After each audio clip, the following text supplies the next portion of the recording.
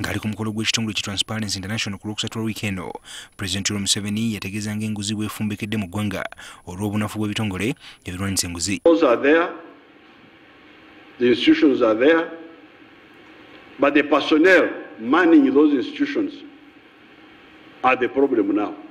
Onera yogene ku mateeka galiwo ku kulwanyisa enguzi bwegesibye mu kkubo ly'okukwata ku nkoona abakozi ba gavumenti abazuulwa nga balidde enguzi. Still a lot of corruption. There's still a lot of corruption in spite of all these efforts.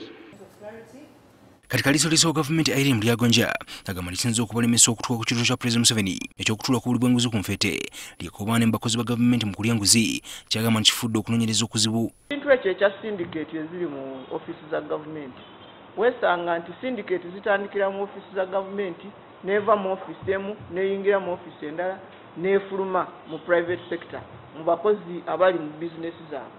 Ssente eyo gye baziweereza ne bazigabana. Okunoonyereza ku misango ng'egyo kitwala ebbanga ddene.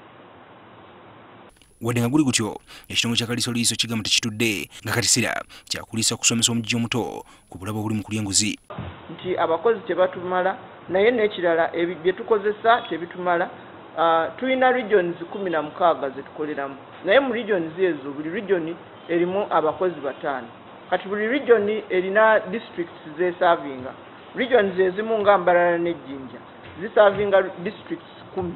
Omwaka guno okusinziira Kaliisoliiso, ekitongole kino kisobodde okununula obumbi bw'ensimbi obusuka mu 17 okuva mu misango gye baze bawaaba. Ivan Kimukigozi, NTV ku ssaawa emu.